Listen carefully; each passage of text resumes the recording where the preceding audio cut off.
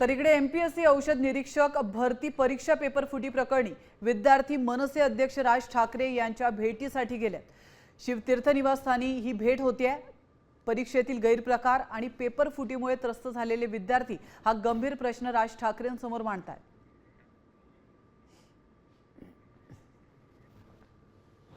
एमपीएससीनी मला असं वाटतं त्या संदर्भातली तक्रार ही पोलीस स्टेशनला केली। त्याच्यानंतर हे प्रकरण पोलीस तपास करत होते। पण आज 1-1.5 महिना झाला, एवढे सरळ स्पष्ट पुरावे देऊन सुद्धा त्याच्यावर कुठे पुढे एफआयआर सुद्धा अजून माझ्या मते रजिस्टर झालेला नाही।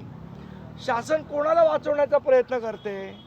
यामध्ये भारतीय जनता पक्ष आणि त्यांचे कोण चिल्ले पिल्ले बगल बच्चे ह्याच्यामध्ये इन्वॉल्ड आहेत का? मला असं वाटतं या सगळ्याचा तपास, यांचे आरोप आहेत ते, या सगळ्याचा तपास शासनाने केला पाहिजे।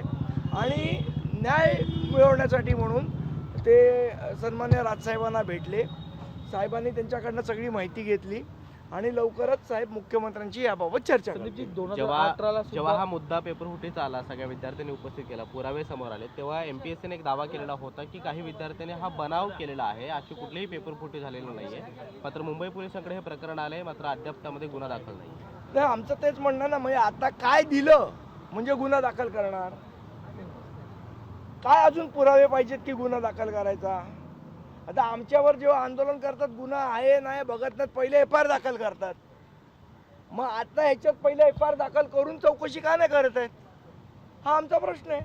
खरं तर 2018 मध्ये पण ज्यावेळेस एमपीएससीची भरती थांबवण्यात आली होती, त्यावेळेस सुद्धा विद्यार्थी काय मग मुळात एक तुम्हाला सांगतो, रेशीम बागेत बसून जेनझींबरोबर गप्पा मारायच्या आणि त्यांच्या पेपर फुटीवर काही बोलायचं नाही, पण स्वतःच्या राम मंदिरच्या इथे कसे गेलो आणि आम्ही काय केलं हे किस्से सांगून काय जेनझी त्यांच्याबरोबर येणार नाहीत। त्यांच्या ज्या मूळ समस्या आहेत पेपर फुटीच्या संदर्भातल्या, त्याच्यावर तुम्ही भाष्य करायला पाहिजे। अमराठी रिक्षा चालकांची मुजोरी कांदिवली नंतर आपण आंदोलन त्यांनी आज हा विषय आहे एमपीएससीचा, आज त्याच्यावर बोलू। त्याच्यावर संजय नाईक बोलतील, संजय नाईक बोलतील त्याच्यावर।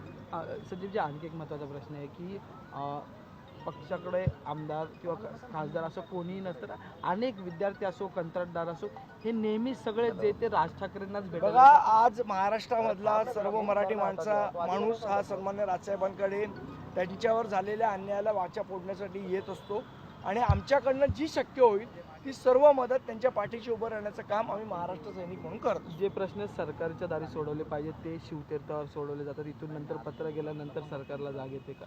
तर मला असं वाटतं याच्या संदर्भात आता साहेब मुख्यमंत्र्यांशी बोलतील आणि निश्चितपणे या सर्व विद्यार्थ्यांच्या पाठी महाराष्ट्र नवनिर्माण सेना ठामपणे उभी आहे।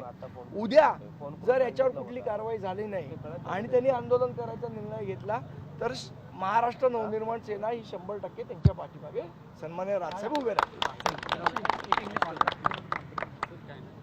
चलो हे ऐका विद्यार्थी, मला एक